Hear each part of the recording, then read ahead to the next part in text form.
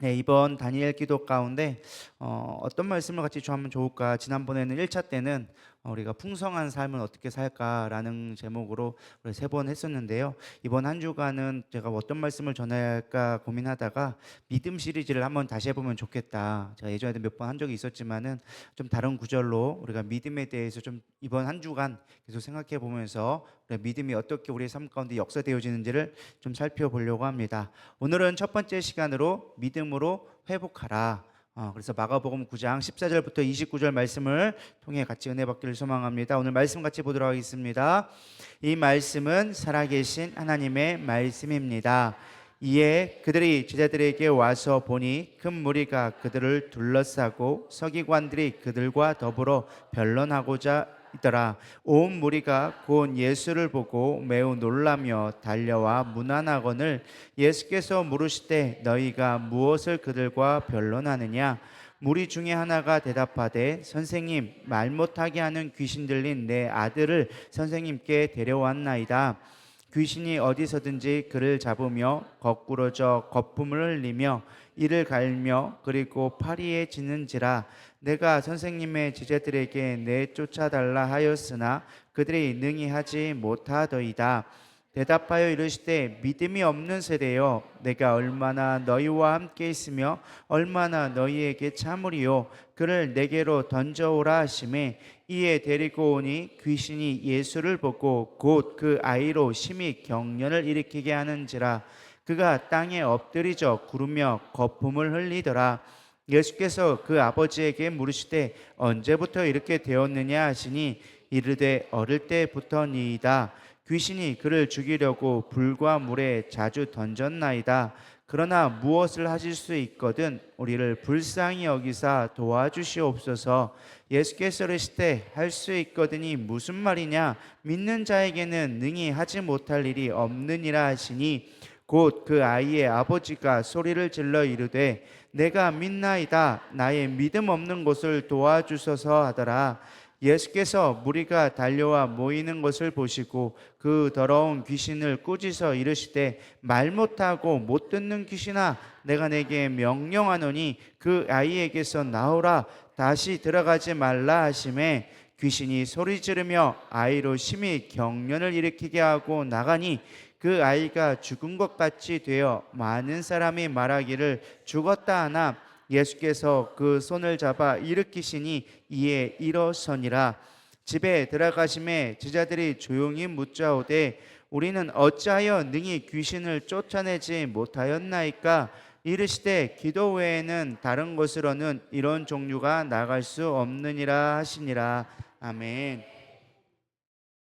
요즘 참 세상이 빠르게 변해가고 있고 또 무엇보다 변해가던 것까지는 좋은데 참 악해져 간다라는 생각을 종종 하게 되어집니다.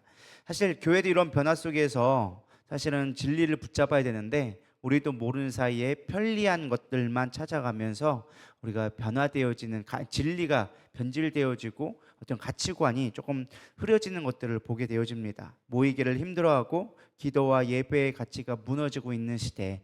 사실 이런 시대 가운데 우리가 하는 모습들은 때로는 미련해 보이고 때로는 어리석어 보일 수도 있습니다. 그러나 우리가 이럴 때일수록 기도해야 되고 본질을 붙잡을 수 있는 저와 여러분 되기를 소망합니다. 아마존 창립자 제프 베이조스는 이렇게 얘기합니다. 급변하는 시대의 생존 원리가 무엇이냐? 변하지 않는 가치, 즉 가족과 자녀를 우선으로 여기는 것을 주목해야 살 길이 보인다. 이렇게 말을 했어요. 그러니까 쉽게 말하면 우리가 변하지 않는 가치, 원래부터 창조 때부터 만들어진 하나님의 진리를 붙잡아야 된다. 그래야 세상이 아무리 바뀌어도 진리는 변하지 않는 거기 때문에 우리가 살아남을 수 있다. 세상에 바뀌는 대로 따라가면 절대로 세상에서 성공할 수가 없다. 이렇게 얘기해 줍니다. 이걸 그대로 적용해 보면 우리도 마찬가지예요.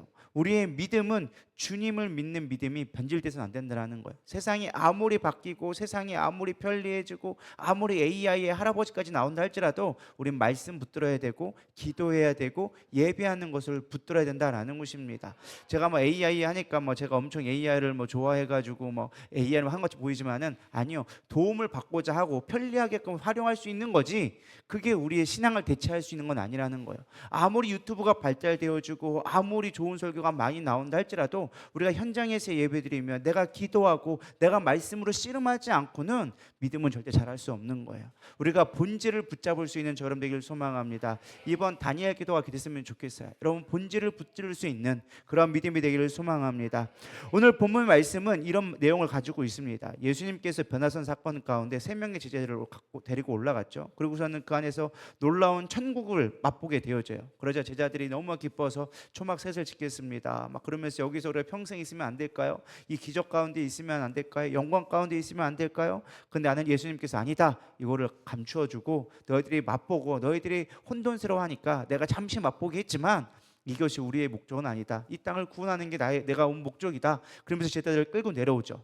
근데 그 3명이 번야산에서 사건이 이루어지는 사건 가운데 이제 밑에서는 번야산 밑에서는 제자들 9명이 남아 있겠죠. 12제자니까 3명이 올라갔으니까 9명 남아서 있었는데 때마침 그때 귀신 들린 아이를 데려온 아버지가 있었습니다.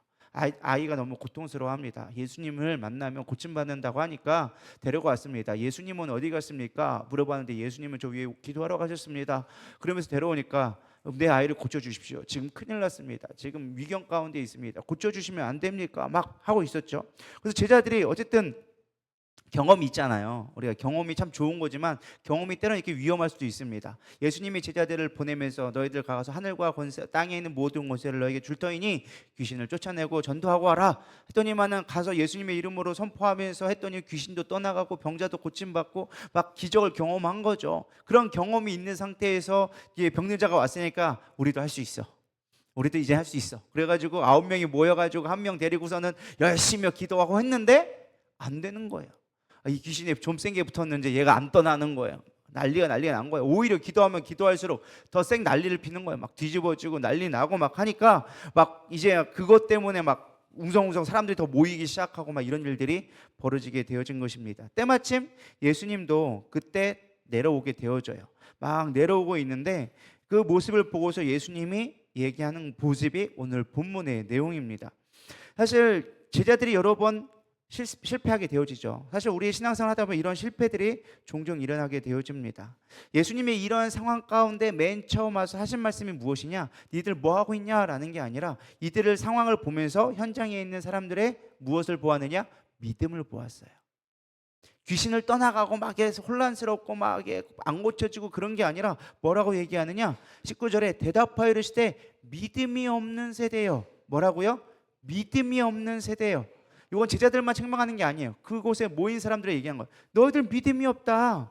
야, 믿음이 있으면 이거 떠나가도 그냥 떠나가는데 너희들이 믿음 가운데 행하지 아니하고 경험만 의지하고 네 지식만 의지하니까 안 되지 않느냐. 믿음이 없음이 우리의 가장 큰 문제다라고 예수님이 지적해 주고 있습니다. 사실 오늘날도 마찬가지예요. 우리가 예수님을 믿는다고 말하지만 진짜 예수님을 믿는 믿음이 없을 때가 많아요. 지식으로 아는 예수님, 어떤 경험으로 아는 예수님. 수많은 사람들의 간증을 들어요. 하나님이 계신 것 같아. 근데 중요한 건 나에게 믿음은 없어. 내가 정말 어떠한 상황 가운데 있더라도 주님만 의지할 수 있는 믿음이 있어야 되는데 믿음이 없어서 우리가 어떠한 많은 것들을 경험한다고 기적을 경험한다고 변호사 사건을 경험했다 할지라도 우리 가운데 변화가 나타나지 않는 거예요.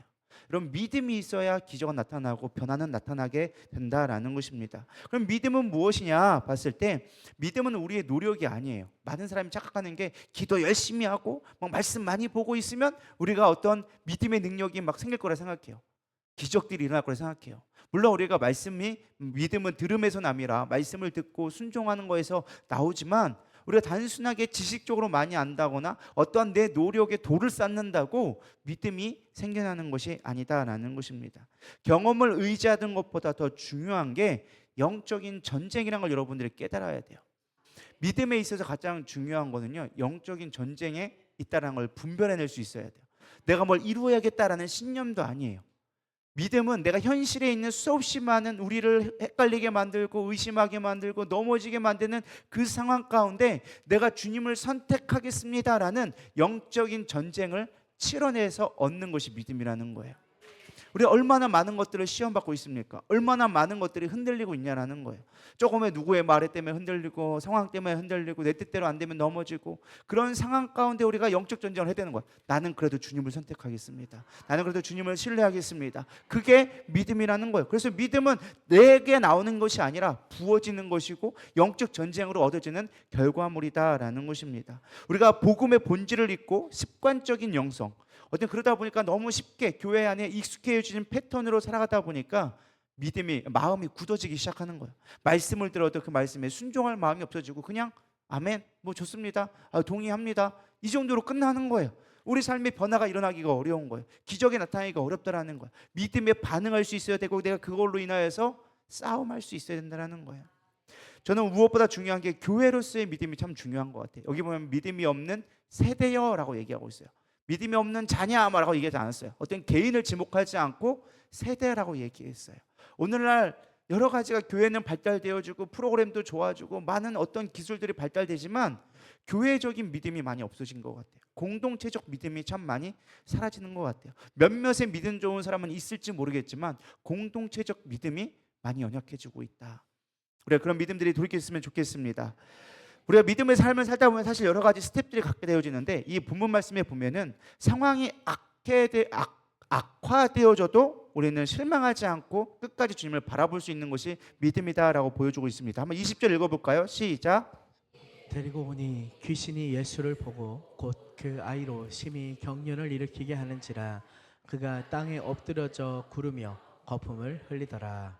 귀신 들린 아이를 예수님께 데려왔는데 사실 우리가 귀신 들려 와가지고 예수님이 뭐 일어나 걸어라 고쳐져라 하고 한 방에 빵 나오면 얼마나 좋겠어요. 근데 예수님께 나왔더니 어떻게 되어졌어요? 심히 경련하고 막 땅에 엎드려주고 막 입에 개거품을 물고 막 쓰러지기 시작하는 거예요. 그럼 여러분 어떤 마음이 들겠어요? 이게 아닌가비요. 이게 아닌가비요. 이런 마음이 올 때가 있다라는 것이죠. 신앙생활 중에 사실 우리가 많은 사람들이 중도에 포기하는 이유 중, 도망치는 이유 중에 하나가 무엇이냐? 교회 왔더니 갑자기 잘 되던 게 안 되기 시작해. 갑자기 안 아프던 막 머리가 아프고 허리가 아프고 막 온몸이 아프기 시작해.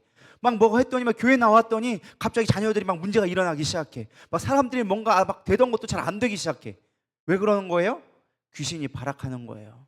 성경에도 분명히 나와 있잖아요. 귀신이 예수를 보고 아이를 심히 격려하게 만들더라. 우리가 신앙생활 하다 보면 이런 과정이 있다는 것을 알아야 돼요. 이게 지금 믿음으로 스텝으로 가는 거구나. 이게 지금 하나님이 역사하고 있다라는 거구나라는 것을 깨달아야 되는데 우리는 막 현상만 보면 두려움이 먼저 오는 거야. 내가 교회 나왔더니 막 문제가 안 되네. 이러다 나 망하면 어떡하지? 이러다 진짜 아프면 어떡한 거지? 머리 좀 아픈 거 갖고 안 죽어요. 근데 머리 좀 아프면 막 큰일 나는 줄 알아.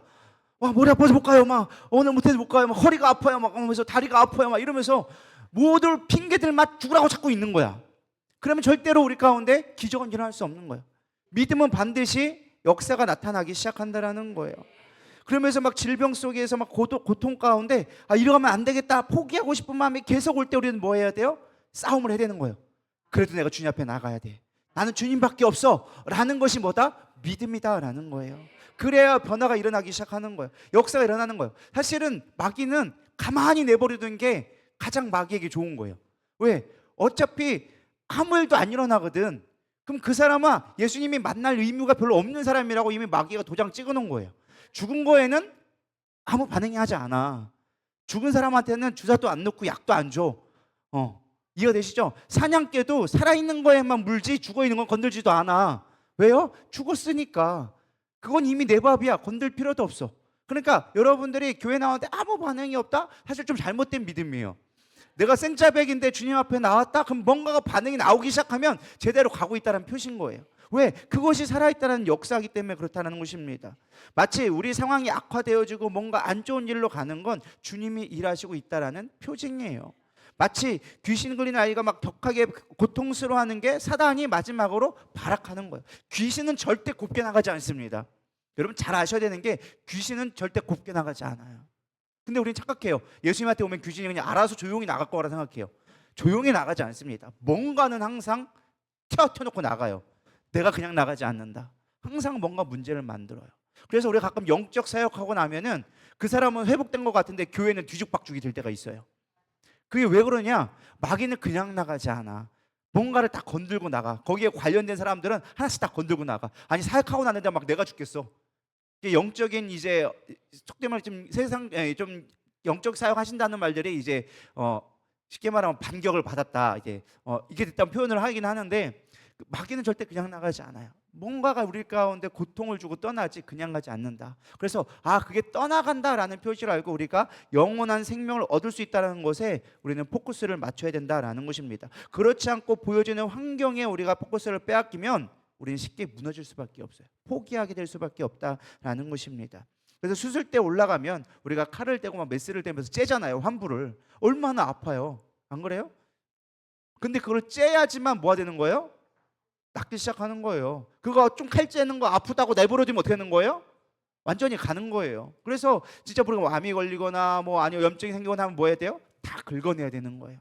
그거를 긁어내는 게 얼마나 고통스럽고 회복하기가 얼마나 힘들겠지만 그러나 그 시간들이 지나야 온전해진다. 그래서 믿음의 과정은 이런 과정들이 때로는 있을 수 있다라는 것입니다. 우리가 영적 사역을 해보면서 알잖아요. 어떠한 수많은 우리 교회도 수없이 많은 사람들이 왔다 갔었어요. 근데 여러 케이스가 있어요. 결과는 천차만별인 경우를 보게 되어져요.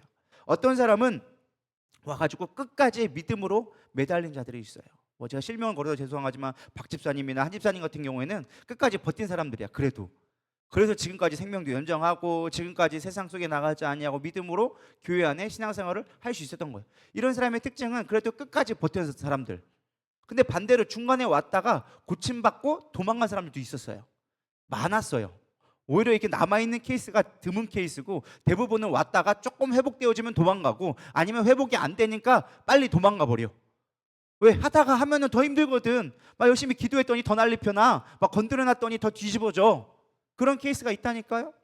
근데 끝까지 붙들어야 되는데 우리가 그걸 붙들지는 못해. 인간적인 눈으로 보다 보니까 막 난리 피거든. 막 욕하고 난리 피고 막 난리하고 막 가정에 막 다 뒤집어져. 그럼 우리는 뭐 하게 되어지는 거예요? 포기하게 되어지는 거예요. 아우 힘들다. 이거 포기하자. 그냥 내버려 두자. 이대로 살고 말지 뭐. 이렇게 하고서는 우리가 그 영혼에 대한 가치를 잃어버릴 때가 있다는 거예요. 그렇게 해서는 변화가 일어나지 않는다. 포기하지 않고 끝까지 주님이 이기신다라는 걸 믿음으로 고백할 때, 우리가 그 믿음으로 무장되어질 때 기적은 일어나는 거예요. 그래서 이거는 개인의 싸움이 아니에요. 아까도 얘기했지만 공동체적 믿음이 필요하다. 영적 전쟁, 영적 사용할 때 꼭 필요한 것이 무엇이냐? 교회의 믿음이 필요하고요. 공동체, 가족의 믿음이 필요해요. 우리가 영적 사역 해봐서 알지만은 영적 사역은 절대 담임 목사님이나 그 사람만의 문제가 아니에요. 거기에 있는 팀원들도 중요하고 무엇보다 가족이 연합되어져야 돼요. 그래야 그 공동체가 살아날 수가 있어요. 한 사람만 회복된다고 그 가정이 회복되는 게 아니라는 거예요.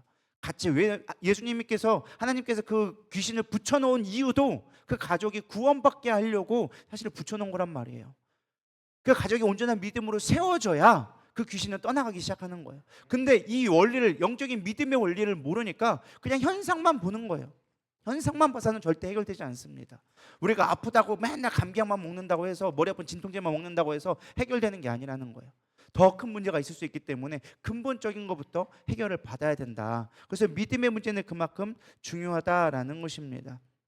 전 여러분들이 그런 믿음의 싸움에서 승리할 수 있기를 소망합니다. 보여진 환경 앞에 포기하고 싶어져도 포기하지 마십시오. 성령의 감동으로 믿음으로 반응하고 순종하며 주님이 그만하라 할 때까지 우리는 믿음으로 끝까지 나가야 되리라 믿습니다. 왜? 우리의 전쟁은 혈과 육이 아닌 공중옷에 잡은 악한 영들과의 싸움이기 때문에.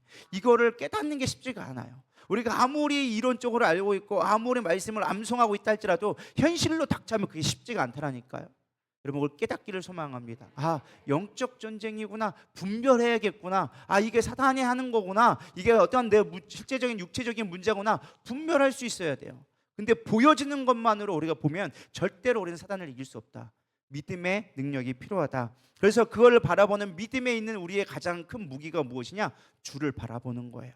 히브리서 11장 1절은 얘기합니다. 믿음은 바라는 것들의 실상이요 보이지 않는 것들의 증거니. 제가 예전에 강의할 때도 했었습니다. 이 실상이라는 단어는 휘포히스테미라는 말을 썼어요. 이게 무엇이냐?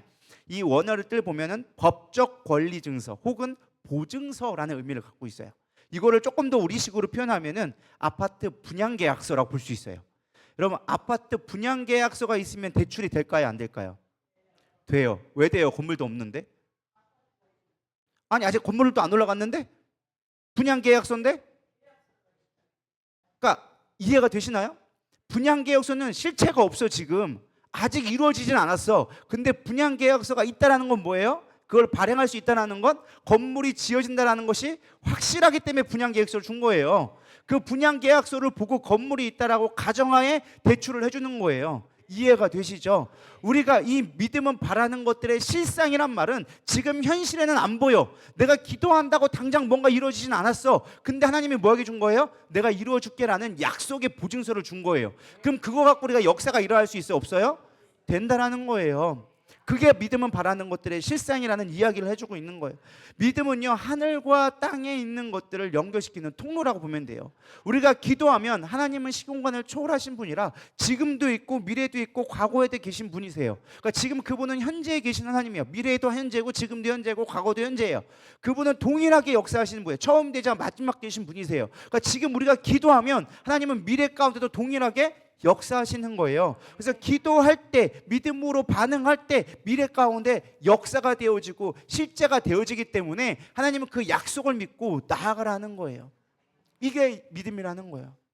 우리가 병이 있어요. 근데 기도했는데 안 나왔어. 당장 한 달을 기도했는데 안 나왔어. 근데 하나님은 믿으래. 그럼 여러분 믿어져요? 안 믿어져요? 안 믿어져. 왜? 현상은 지금 아니거든. 근데 믿는 자는 뭘 보는 거냐? 나아져 있는 미래를 믿음의 눈으로 보는 거예요. 왜? 하나님의 약속을 믿고 나아가는 거예요. 이게 착각하지 말아야 될 게 우리의 신념이나 바라는 것이 아니라 하나님의 약속을 믿고 가야 된다는 거예요. 내가 될 거야 될 거야 라는 게 아니라 하나님이 고쳐주실 거라는 약속의 말씀을 내게 응답을 받았을 때 되는 거지. 이게 이해가 되시나요? 그래서 분별이 필요한 거예요. 하나님이 주신 약속인 건지 내가 원하는 건지 분별이 필요한 거예요. 자기 혼의 소리인지 하나님이 주신 약속의 말씀인지를 분별해야 돼. 그런데 약속의 말씀은 반드시 뭐한다? 이루어진다. 그렇기 때문에 그 약속을 믿고 실상을 믿고 가는 거예요. 그래서 영적인 세계를 믿는 자가 믿음을 살아갈 수 있는 거예요. 아, 마귀가 공격하는구나. 그러나 하나님도 기도하면 역사하는구나. 이거를 알고 깨닫고 기도하는 자에게, 믿는 자에게 역사는 일어난다. 이것이 우리를 변화시킬 수 있는 능력이다라는 것입니다. 그래서 믿음은 열심히 노력하는 게 아니에요. 믿음의 대상인 주님을 바라보는 거예요. 그래서 히브리서 12장 2절에 그 믿음에 대해서 또 얘기해 주고 한번 읽어볼까요? 시작. 믿음의 주요 또 온전하게 하시는 이인 예수를 바라보자. 그는 그 앞에 있는 기쁨을 위하여 십자가를 참으사 부끄러움을 개의치 아니하시더니 하나님 보좌 우편에 앉으셨느니라. 자, 믿음의 주요. 우리는 착각하고 있는 게 믿음을 늘 무엇인가를 이룰 수 있는 걸 우리는 믿음이라 생각해요. 아, 좋은 집을 얻을 수 있어, 좋은 차를 얻을 수 있어, 병 고칠 수 있어, 뭐 내 안에 있는 뭐 두려움이 떠나갈 수 있어. 이거를 믿음이라 생각하는데 아니요. 믿음은 무엇을 하느냐가 중요한 게 아니라 누구를 신뢰하느냐가 중요한 거예요. 믿음의 주요 예수 그리스도를 바라봐라. 믿음은 주님을 바라보는 게 믿음이지 어떠한 결과가 아니라는 거예요. 그 결과는 주님 앞에 맡겨드리는 거예요. 내가 하는 건 무엇이냐? 그 결과까지도 주님 앞에 맡겨서 주님만 바라보는 거예요. 그게 믿음이라는 거예요. 근데 우리가 늘 헷갈리는 게 뭐냐? 내가 이루고 싶은 것만 보니까 안 되는 거예요. 이루고 싶은 건 여기야. 근데 주님의 뜻은 여기에 있어. 그러면 믿음은 뭐예요? 이 주님이 원하신 걸 바라보고 그것으로 향해 가는 게 믿음인데, 그래서 주님이 원하시는데 사단이 끊임없이 이것만 바라보라고 할 때 우리는 이걸 바라보고 가는 게 믿음인데, 우리는 계속 이것만 원하려고 하고 있단 말이에요. 그러니까 믿음이 안 자라고 경험되지 못하고 날마다 낭망되어지고 하나님 안 계신가 비요 막 이런 얘기만 하는 거예요. 하나님이 안 계신 게 아니라 하나님의 뜻이 여기 있기 때문에 우리는 그것을 믿고 가는 게 믿음이다. 믿음은 그래서 무엇이 아니라 누구를 바라보느냐, 주님을 바라볼 수 있느냐가 믿음에 있어서 핵심이다라는 것입니다. 그래서 우리는 믿음의 주인 온전케 하신 예수를 바라봐야 돼요. 귀신 들린 아이의 아버지가 아이가 어릴 때부터 고통받는 모습을 보면서 사실은 자신의 한계를 경험했어요. 사실 부모에게 가장 큰 고통은 자식이 아플 때 어떻게 해주지 못하는 거. 그렇지 않나요?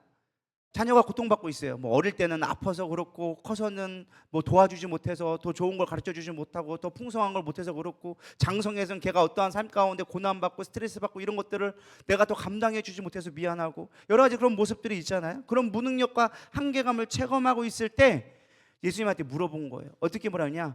귀신이 그를 죽이려고 붉은 물에 자주 던졌나이다. 그러나 무엇을 하실 수 있거든 우리를 불쌍히 여기사 도와주옵소서. 무엇을 하실 수 있거든 도와주시옵소서. 사실 여기에는 양가적인 감정이 들어가 있어요. 하나는 주님이 반드시 도와줬으면 좋겠다라는 주님을 의지하는 마음도 있어요.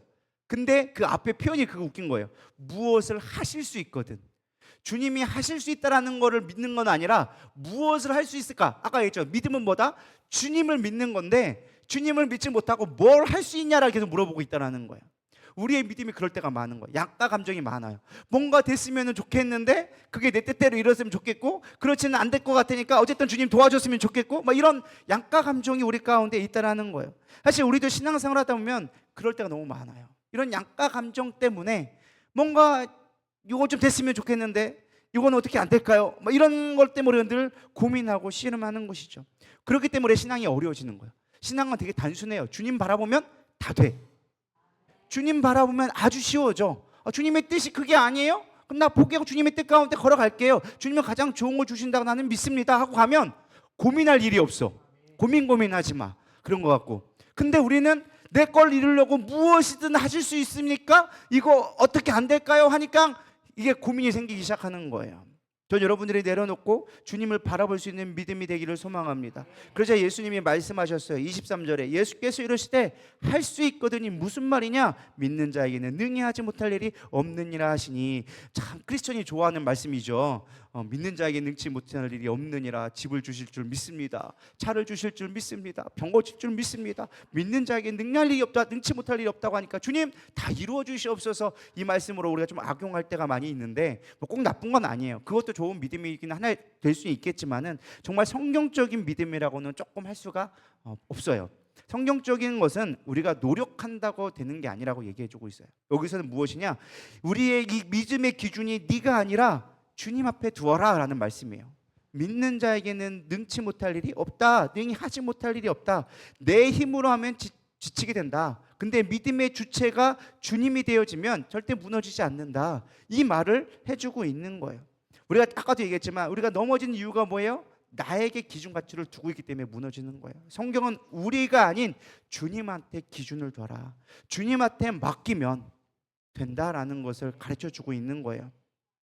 기도를 안 했으니 아무 일도 일어나지 않는다 생각하거나 내 힘으로 최선을 다했는데 안 되더라. 당연히 그럴 수밖에 없어요. 나는 능력이 없거든. 여러분 무슨 능력이 있어요? 갑자기 이렇게 얘기하니까 되게 좀 이상해 보이죠? 솔직히 우리는 능력이 없는 자예요. 무슨 능력이 있어요? 저 사람 마음을 내가 바꿀 수도 있어요. 머리카락 하나를 희게 할 수가 있어요. 물론 우리가 돈과 뭐 명예와 힘으로 그 사람을 뭐 알아가라 뭐 이런 걸 할 수 있겠죠. 그거는 그냥 세상에 말하는 거짓된 권세고, 정말로 우리가 어떠한 걸 일으킬 수 있는, 생명 하나 살릴 수 있어요? 그럴 것 같으면 자녀가 아픈데 왜 그걸 안 고쳐줘? 고양 고칠 수 있는 능력 있으면 고쳐줘야지. 안 그래요? 그거 안 되니까 그나마 인간적인 방법으로 병원에도 가봤는데 병원 간다고 다 나을 것 같으면 뭐가 문제겠어? 안 되니까 문제인 거예요. 아무리 기술이 발달됐다 할지라도 암에 걸리고 큰 병에 걸리면 방법이 없어요. 생명은 주님 앞에 속한 거거든요. 우리가 그러면 능력이 없더라는 거예요. 그러나 그럴 능력이 있으신 주님을 의지하는 게 우리가 하는 가장 지혜로운 방법이다라는 것입니다. 사실 오병이어 기적을 보면요, 우리의 무가치함을 주님이 사용하시는 모습을 보게 되어집니다. 아주 단순한 믿음이었어요. 어린아이의 믿음, 순전한 믿음. 누가 먹을 것이 없느냐라고 얘기했더니 어린아이가 저 있는데요? 그걸 가져와서 봤더니 물고기 5마리야 물고기 2마리야 떡 5개, 오병이어 기죠. 근데 이게 여러분 생각할 때 우리가 생각하는 막 그림들이 이만한 큰 고기에 막 떡덩어리 이만한 거 아니에요. 실제로 봤을 때 이 어린아이는 가난한 동네에 살았어요. 가난한 어린애, 당시 시대 가운데 어린아이는 그냥 진짜 아무 무가치한 존재예요.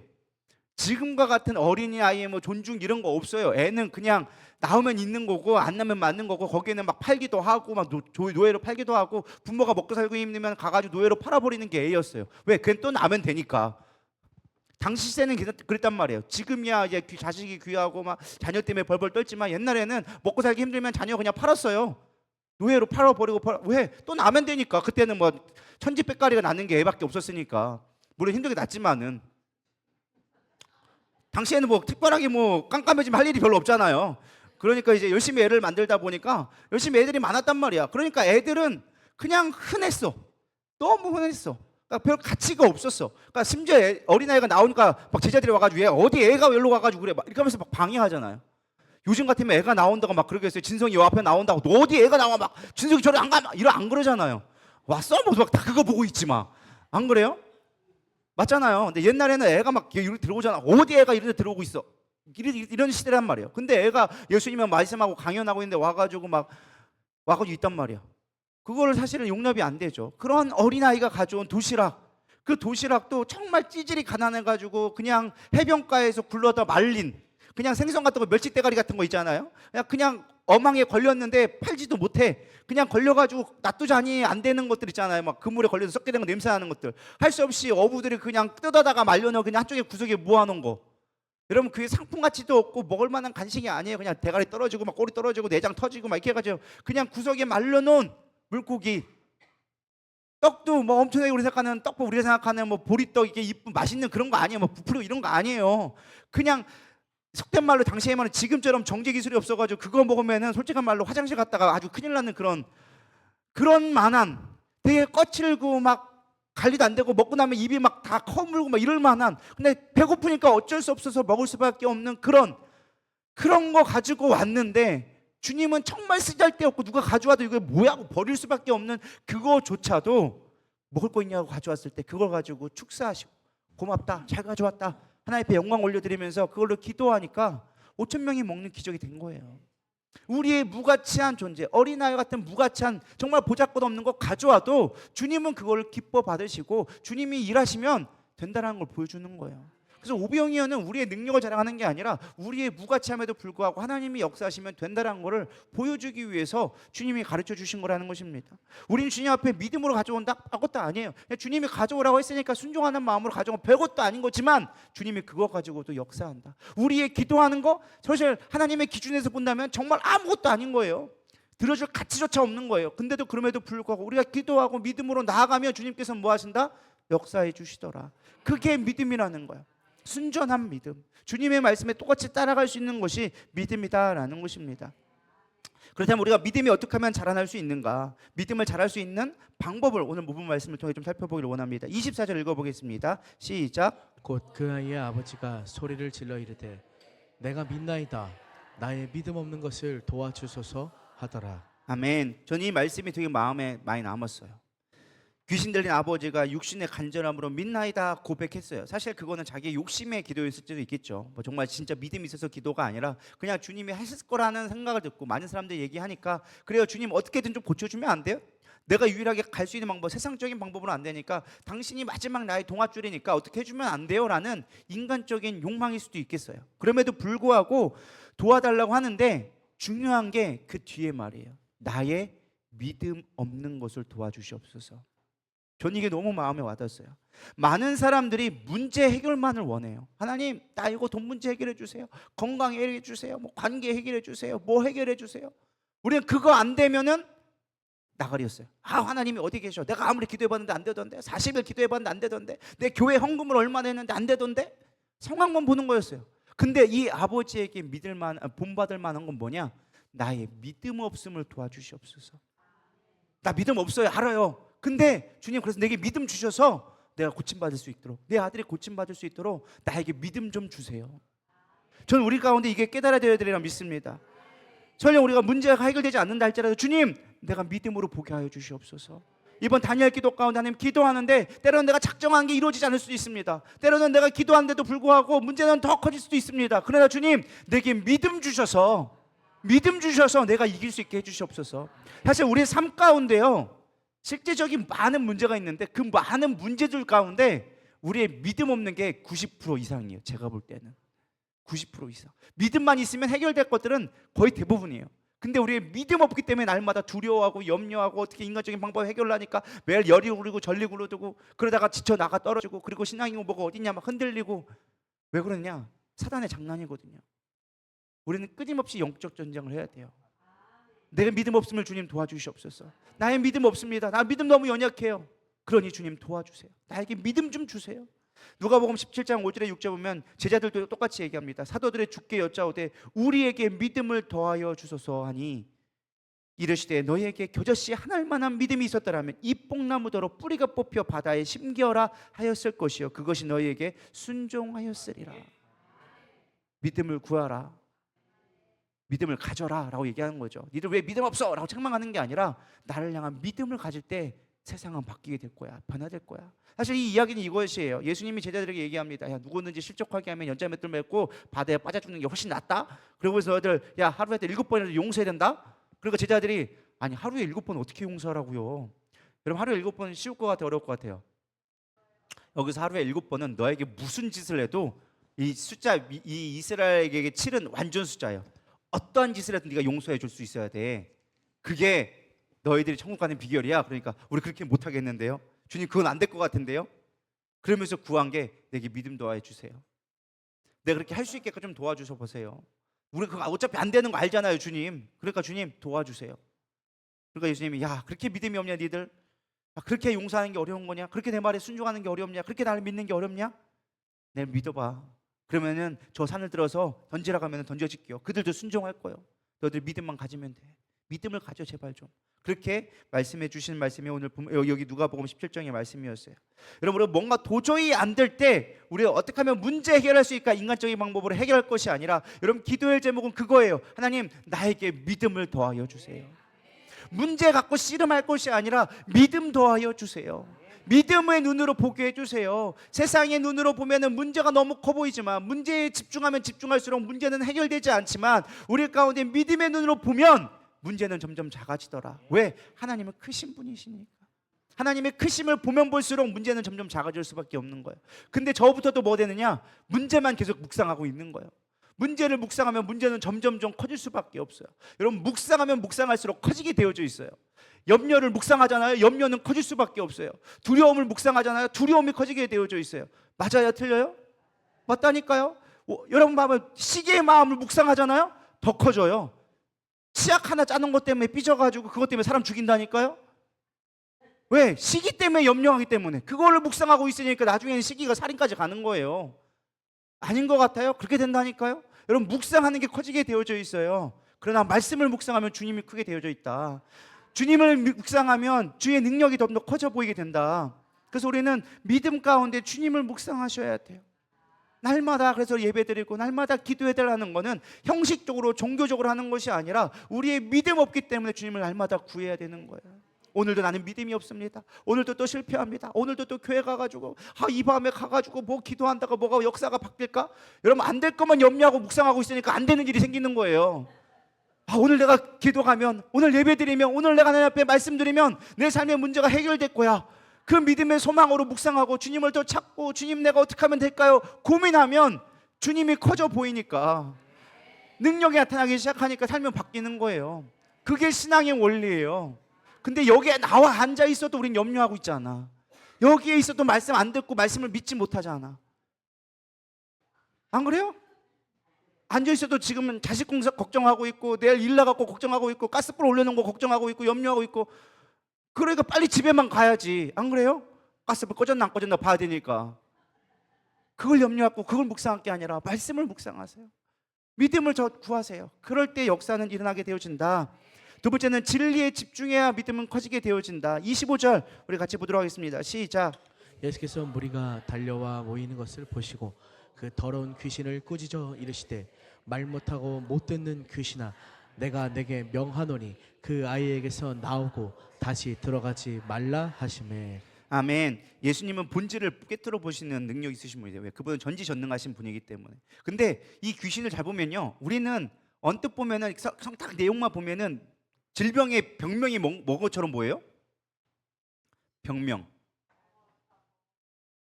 병명이 앞에 있는 상황만 봤을 때는 정신병이라고 하기엔 좀 그렇고 간질이나 뭐 아니면은 뭐 이게 육체적인 뭔가가 있을 것 같다 생각해요. 물론 앞에 보면은 말 못했다라는 말이 좀 나와 있긴 해요. 근데 그 나오는 현상들을 보면은 불에도 뛰어들기도 하고 물에도 뛰어들게 하고 가다가 개거품 불기도 하고 쓰러지고 자빠지고 넘어지고 보면은 아 얘가 간질 아닌가? 막 이렇게 할 수 있는데 예수님은 이 귀신의 정체를 뭐라고 하느냐? 말 못하고 못 듣는 귀신아라고 얘기해주고 있어요. 저는 이 말씀을 묵상하면서 사실 오늘날 현실의 가장 큰 문제 중에 하나가 이러한 질병이 아닐까, 이러한 귀신의 장난이 아닐까라는 생각도 해보게 되어졌는데 사실 예수님은 단순하게 이 질병의 문제가 아니라 진리를 막고 있는 거라고 얘기해주고 있어요. 말 못하고 듣지 못하게 하는 것. 오늘날 사실 영적 전쟁은요 다른 게 아니에요. 진리를 듣지 못하게 만들고 진리를 말하지 못하게 만드는 게 사실 오늘날 영적 전쟁 중에 가장 큰 전쟁이에요. 동성애가 죄예요, 죄가 아니에요? 죄예요. 근데 세상은 뭐라고 있어요? 죄라고 아니라고 말하고 있어요. 그걸 죄라고 말 못하게 만들고 있어요. 교회 안에서 동성애가 죄입니다라고 말하면 그게 죄가 되게 만들었어. 미쳤죠. 근데 지금 그거 하고 있다니까요. 이미 많은 나라들이 그거를 동의했어요. 법으로 제정해 버렸어요. 세상은요 이런 전쟁 가운데 있어요. 진리의 전쟁이에요. 진리를 진리라고 안 하는 게 요즘에 가장 큰 문제예요. 옛날에는 누가 뭐래도 성경은 진리였어요. 요즘에는 세상에서는 성경은 그냥 교양 도서 중에 하나예요. 베스트셀러 중에 하나. 그나마 또 베스트셀러도 아니야. 요즘에 별 관심도 없어요. 핸드폰이 나오다 보니까 책도 안 팔려. 책도 만들어내지 않아요. 요즘 출판사에서 책을 안 만들어. 성경책을 안 찍어내. 안 팔리니까. 다 핸드폰 갖고 있으니까.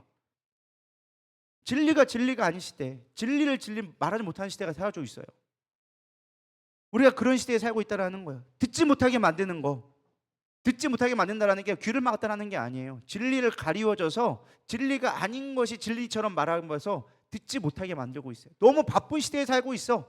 너무나 많은 그럴듯한 말들이 나오고 있어서 우리가 아무리 복음을 전해도 복음이 진리가 아닌 것처럼 들린다니까요. 듣지 못하게 만들고 있어요. 여러분 우리 예배 시간에도 마찬가지예요. 얼마나 좋은 시스템을 갖춰줬고 얼마나 설교하기 좋은 공간을 마련했어요. 근데 이렇게 좋은 환경에도 불구하고 우리는 말씀을 듣지 못하는 시대를 살아가고 있어요. 예전에는요 말씀이 없어서 설교해주는 자가 없어서 설교자를 찾아서 쫓아다니는 사람 옛날에 부습이었어요. 야 여기 기도하면 말씀이 있더라. 이 목사님 능력이 있더라. 우르르 가고 막 여기에 저기에 뭐 별거 없었어요. 다 쫓아다녔어요. 진리를 듣기 위해 쫓아다니는 시대인데 80년대까지만 해도 요즘 시대에는요 말씀이 넘쳐나는데도요 들을 게 없어요.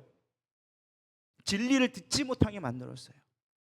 너무 많으니까 홍수 속에 너무 많아지니까 진리를 분별하지 못하고 거짓된 이단들이 말을 해도 그게 좋아 보여. 맞는가 봐요. 성경에 있는 말의 근거가 아니라 그냥 그럴듯하게 막 논리적으로 얘기하면은 맞아 저게 맞는 것 같아. 딱 맞아 저게. 그거 갖고 막 얘기하고 있다니까요. 진리를 들어도 진리를 듣지 못하는 시대. 진리를 말해야 되는데 말하지 못하는 시대. 우리가 이런 시대에 살고 있다. 그래서 우리는 영적 전쟁이 한가운데 있기 때문에 진리에 집중해야 된다. 진리는 누구예요? 예수님. 말씀에 집중하는 세대가 되어져야 한다라는 거예요. 제가 처음에 얘기했었죠. 변해가는 시대 가운데 우리가 점점점 믿음을 잃어가는 이 시대 가운데 우리가 이길 수 있는 방법은 본질에 집중하는 거예요. 진리에 집중해야 된다라는 거예요. 26절 얘기합니다. 귀신이 소리 지르며 아이로 심히 경련을 일으키게 하고 나가니 그 아이가 죽은 것 같이 되어 많은 사람이 말하기를 죽었다 하나. 그럼 여기까지 보면은 심각한 일이 발생됐어요. 지금 상황은 뭐예요? 귀신이 떠나갔어요. 그럼 영적으로 승리한 거예요? 안 한 거예요? 승리했어요. 근데 마귀가 그냥 나가지 않고 아이가 죽은 것처럼 쓰러져 있단 말이에요. 그러니까 사람들이 뭐라고 말해요? 죽었다. 진리가 아닌 거짓된 거를 얘기하는 거예요. 사실 아버지의 입장에서 본다면 사람들이 죽었다고 했을 때 여러분 어떨 것 같아요? 겁나죠. 두렵죠. 혼란스럽죠. 아니 예수님한테 병 고치러 왔다가 죽었다네? 사람들 다 죽은 것처럼 죽은 거 아니요? 나 꼼짝도 안 하는데? 죽은 거 아니요? 여러분 얼마나 그 상황이 두렵고 혼란스럽고 막 그렇겠어요? 사단은 우리를 그렇게 넘어뜨리려고 하는 거예요. 진리를 못 보게 하는 거예요. 지금 귀신이 떠나간 상태고 승리한 상태인데 그걸 승리를 못 보게 만들어. 여러분 빼앗기지 않기를 소망합니다. 여기서 예배 드릴 때 막 은혜 받고 성령 충만해서 나가. 근데 나가는 순간 우린 빼앗겨.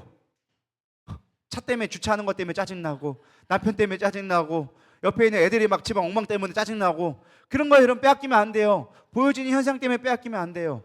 우리가 붙잡아야 될 건 진리를 붙잡아야 돼요.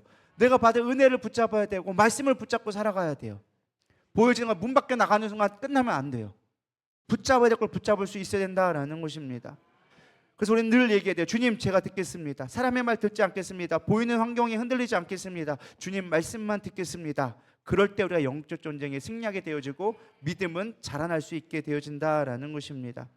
세상이 소망이 무너져도 우리는 주님이 결과를 만드신다는 걸 믿어야 돼요. 근데 이게 쉬운 일은 아니에요. 왜? 계속 안 좋은 게 보이거든. 처음에 주님 앞에 나왔더니 발 잡혀. 그랬다고 예수님이 안수하고 고침받을까 했다면 죽었다고 그래.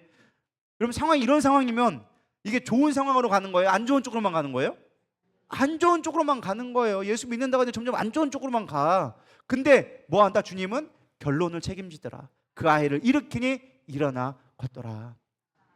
할렐루야. 주님은 결과를 책임지시는 분이세요.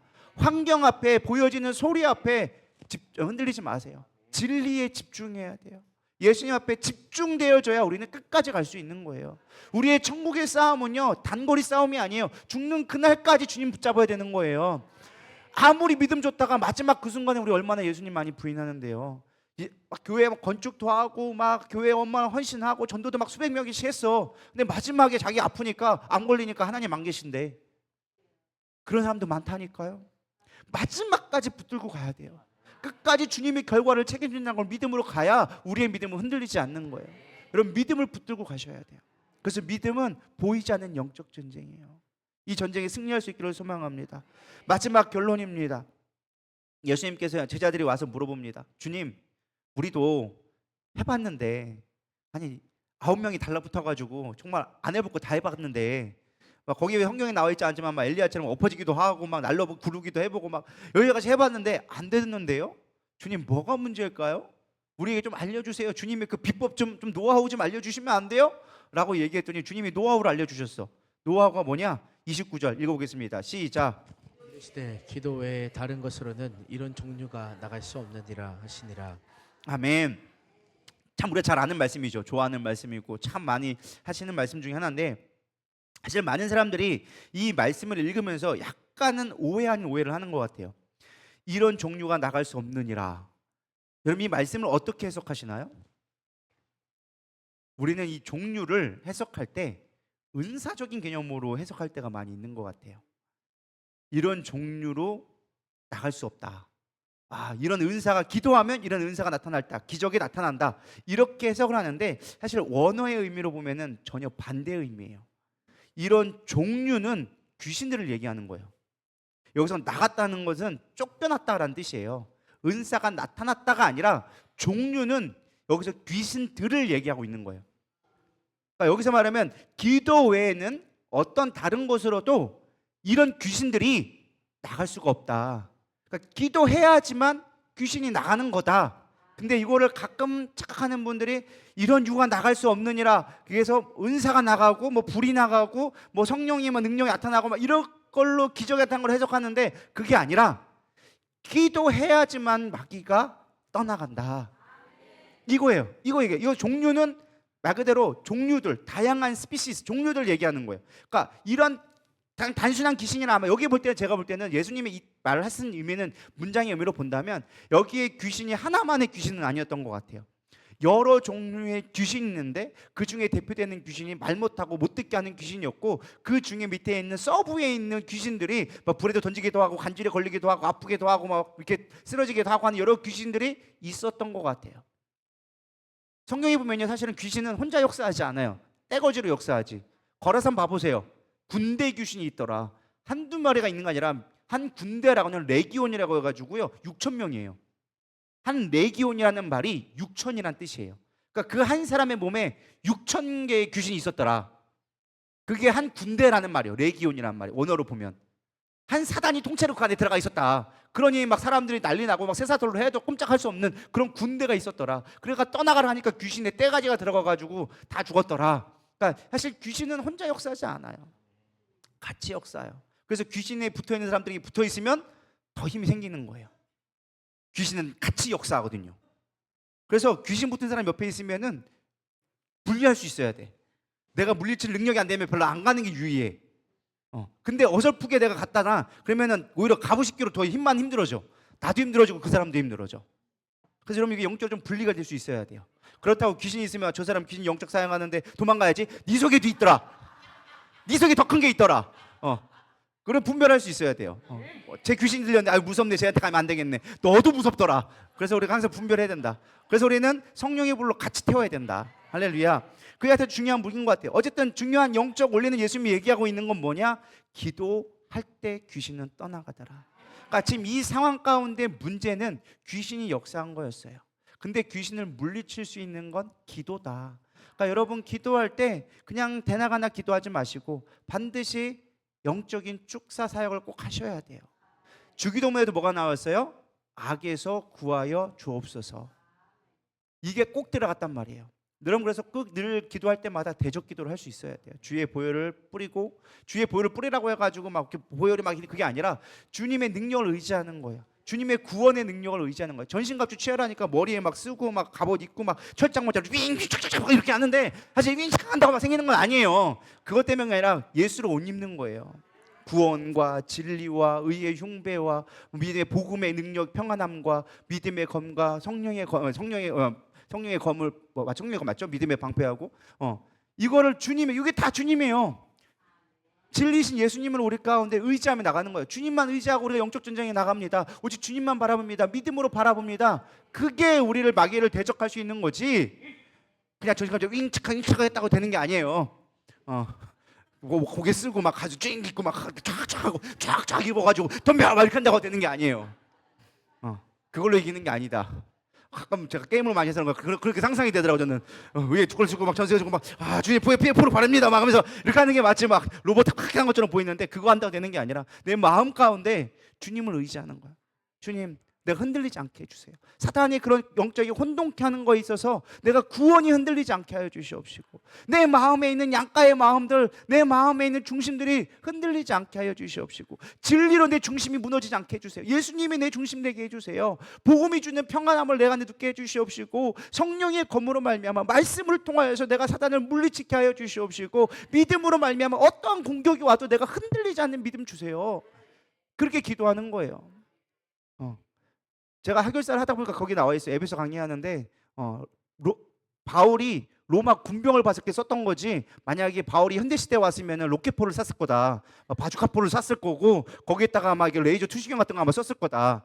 근데 비유를 그렇게 하는 거니까 그거에 너무 의의를 두지 말아라. 여기 나와 있는데 어쨌든 중요한 건 우리의 싸움은 영적 전쟁이다. 믿음은 영적 전쟁에 있는 것이다. 여러분 우리가 믿을 때 변화는 일어나기 시작하는 거예요.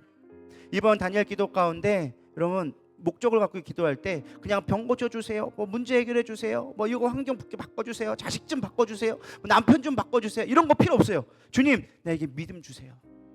믿음 주세요. 나 믿음 없습니다. 믿음 없음을 긍휼히 여겨 주셔서 믿음으로 나아가게 해주세요. 어떠한 상황 가운데 일지라도 믿음 가지고 주님 바라보며 나가게 해주세요. 여러분 그거 기도했으면 좋겠어요. 그러면 여러분 삶 가운데 어떠한 문제가 와도 치트키처럼 다 되는 거야. 주님이면 다 되는 거야. 주님이 답입니다라고 다 되는 거야.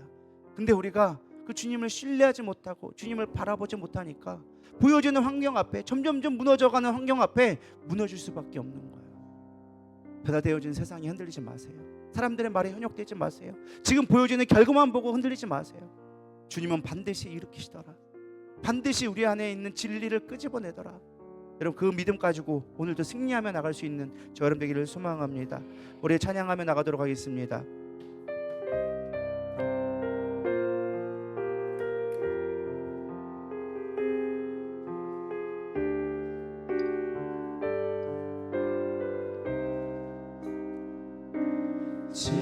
지치고 상한 내 영혼 병들어 연약한 나의 몸 소망이 없는 내 생활 어두운 터널 속에 나의 삶 모든 것이 불가능해 보여도 그래도 참고 견뎌내리 주님의 뜻이 선하게 이루어지도록 조금 더 참고 기다리리. 나의 피난처이신 주님을 바라보며 나가리. 은혜의 힘으로 이겨나가리. 믿음으로 이겨나가리. 다시 한번 지치고 상한 내 영혼 병들어 연약한 나의 몸 소망이 없는 내 생활 어두운 터널 속에 나의 삶 지금은 소망이 없어 보여도 지금은 소망이 없어 보여도 그래도 참고 견뎌내리. 주님의 뜻이 선하게 이루어지도록 조금 더 참고 기다리리. 나의 피난처이신 주님을 바라보며 나가리. 은혜의 힘으로 이겨나가리. 믿음으로 이겨나가리.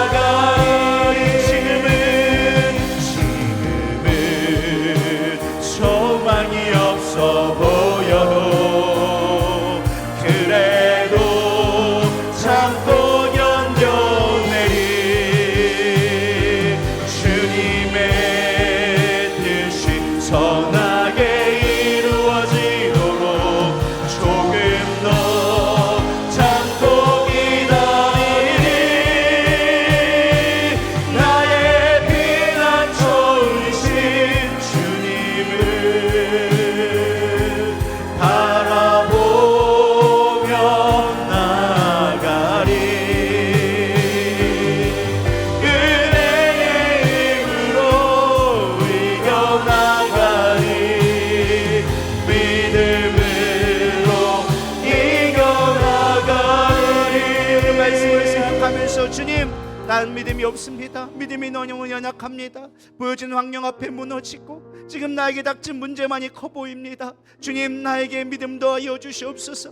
나에게 믿음 더하여 주시옵소서. 주님을 바라보게 하여 주시옵소서. 우리 안에 얼마나 간절함이 있습니까? 이 아비의 마음이 우리의 마음이 아니겠습니까? 정말 내 아이를 살리고자 하는 그 생명에 대한 간절함, 그것이 어쩌면 우리의 간절함일지도 모르겠습니다. 그러나 간절함으로 문제가 해결되는 것이 아니라 주님을 붙잡을 때, 주님이 나의 능력 되실 때, 믿음으로 나아갈 때만이 문제가 해결되심을 고백합니다. 나의 열심과 노력이 아닌 주님을 향해 나아가길 소망하오니 나에게 믿음 더하여 주시옵소서. 주님 붙잡게 하여 주시옵소서. 우리 고백하는 마음으로 주여 세 번 부르며 기도하며 나가겠습니다. 주여,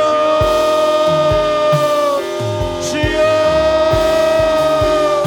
주여. 하나님, 우리의 믿음 없음을 용서하여 주시옵소서. 우리의 믿음이 어디 있습니까? 아버지, 하나님만한 믿음만 있다 할지라도, 교자씨만한 믿음만 있다 할지라도, 주님, 저 산을 들어 바다를 던지오라 말씀하셨는데 나에게 믿음이 없나이다. 작은 아버지의 물질 앞에도 무너지며 사람들의 말 한마디에도 무너지며 보여진 현상이 죽은 것 같아서 아버지 두려워하며 염려할 때가 얼마나 많은지 모릅니다.